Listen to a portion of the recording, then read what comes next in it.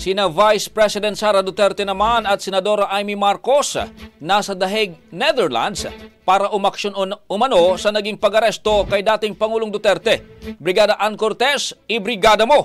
Brigada Live Report! Kapit lang. Yan nga ang isa sa mga mensahe ni Senadora Amy Marcos kay Vice President Sara Duterte na kasalukuyang kasama niya ngayon sa The Hague, Netherlands para kay dating Pangulong Rodrigo Duterte. Ayon kay Marcos, mula sa pool ay batid naman daw niya na hindi katanggap-tanggap ang ginawang pag-aresto at di kalaunay pagkulong ng International Criminal Court kay Duterte.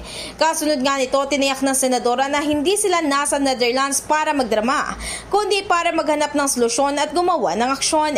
Nagkaroon naman din ng pagkakataon si Marcos na mamit ang official lead counsel ni Digong sa ICC hearing na si Attorney Nicholas Kaufman.